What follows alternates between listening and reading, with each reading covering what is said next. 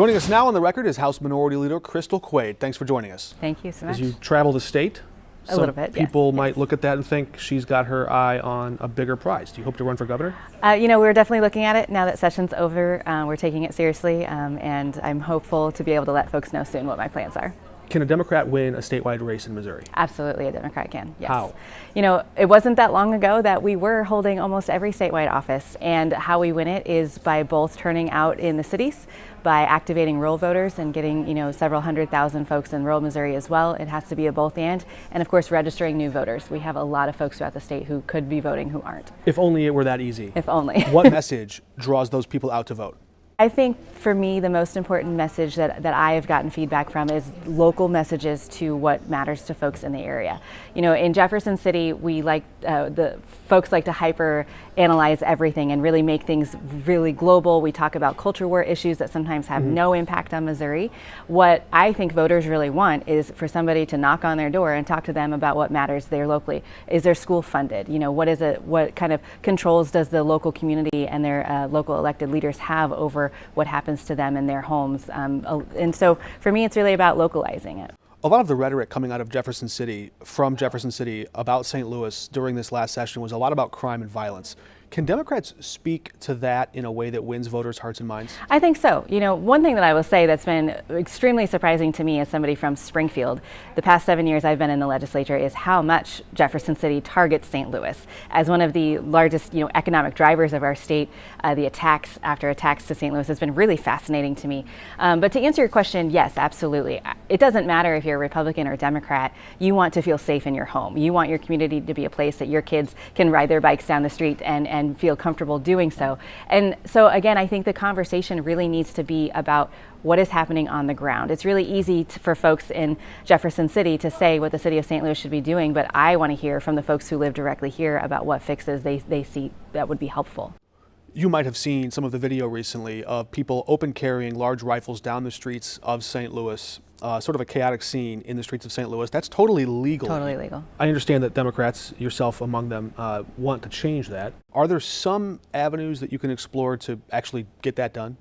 Yeah, and that specific conversation was really frustrating this year because there was a bipartisan group of lawmakers, both Democrats and Republicans, who spent a ton of time during the off season, working on trying to find a crime package that made sense. Representative Donna Behringer here from St. Louis actually was one of the ones who was leading the charge on trying to change the law so that children can't walk down a street open carrying with, just without any repercussions. And that was overwhelmingly supported by Republicans in that committee, in the working group, through the entire process until we got it up to the House floor is when we then started to hear pushback from folks.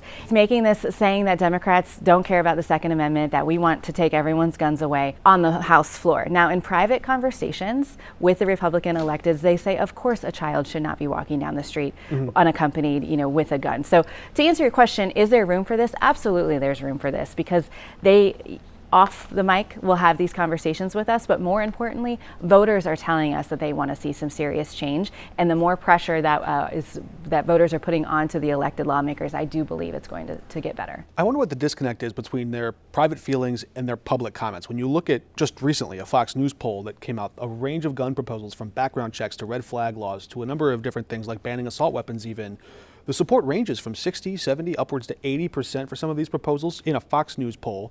So what's the disconnect? If that's where public support lies, how come it doesn't reach the legislature? I believe that this conversation falls in line with all the other culture war conversations where privately Republican lawmakers will say, yes, I agree with you that this is too extreme. But when it comes to actually voting, they vote the extreme way. And where I believe the disconnect falls is with the era of term limits. We see Republican lawmakers running against each other in primary elections for whatever the next seat is, and so they're constantly trying to out-extreme each other. And unfortunately, this conversation around gun safety falls right into that, and lives are on the line. A lot of House and Senate leadership, Republicans in the House and Senate, really wanted to raise the bar, make it harder to change the Constitution in Missouri. They couldn't get that done this session. Is there still time for them to do that before November 2024? No. Should they? So that's... If they were to do it next session, it would go on the ballot in 2024. So it would be on the ballot at the same time as the election. So we expect to see a question on the ballot for voters in November 2024 about this question of abortion. If the signatures are collected and everything goes correct, yes. what should that question read? What should the question be for voters?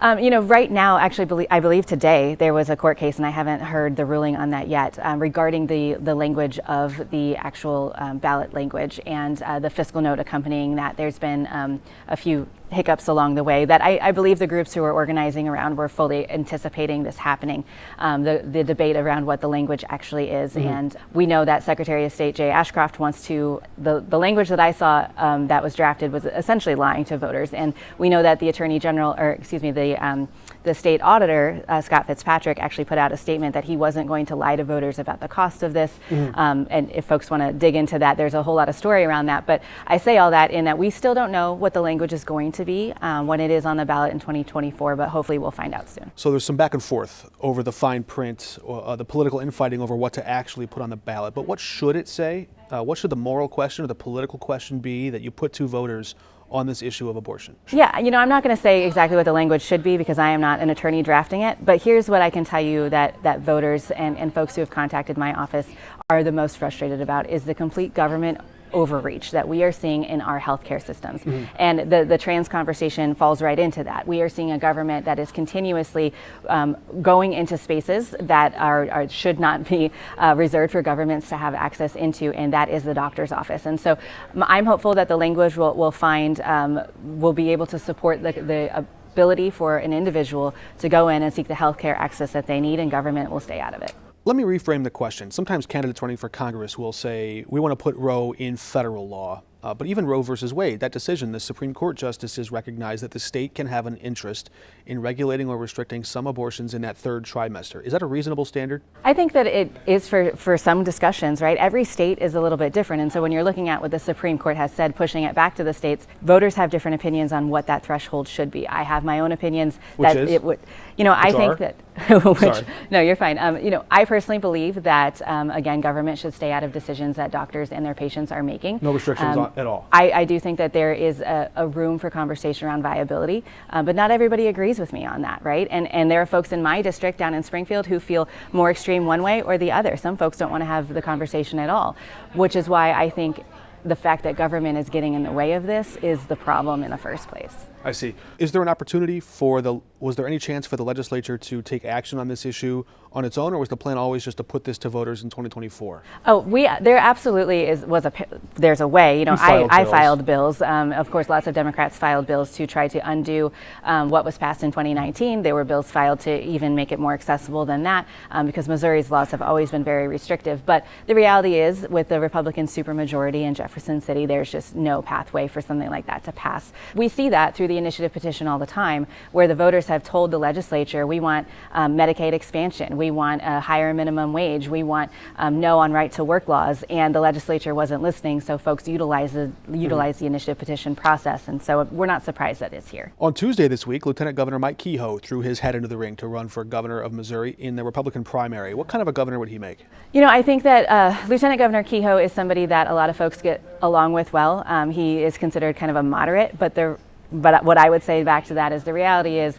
right now in Republican politics in Missouri, again, with a primary that we're going to see between the Secretary of State and Lieutenant Governor Kehoe, they're going to out extreme each other. And there is, when you look at the voting records of individuals, again, what they might say to you versus what they actually vote are two very different things. And I think that Mike Kehoe will fall in line with all the extremes happening in Jefferson City. You might have just answered my next question, but what kind of a governor would Jay Ashcroft make? I would say the exact same, right?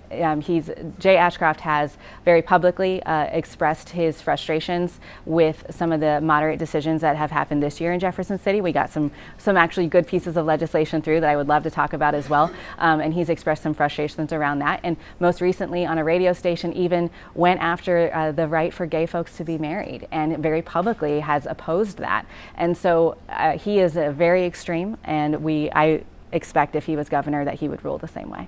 All right, if people were interested in watching, should a campaign announcement unfold soon, what should they circle on their calendar? Is there a timeline? I don't want to put out a timeline right now. Like I said, we just wrapped up session on Friday, so we just finished, and so we're really digging in now to look at the landscape, look at what's going on across the state, because for me, when I'm making a decision like this, it's not just about the governor's race. We've got the U.S. Senate race. We have several state House and state Senate races that are extremely important, a lot of them that we we can flip red to blue, where we can make serious inroads in the supermajority that the Republicans have right now. And so I believe that we as a party and folks who are looking at running need to really look at this holistically and see what's best for our state. All right, a long way to go should you jump in. We'd love to have you back to learn about what kind of a Democrat you are and where you might fit in a primary field. Thanks for joining us. Thank you.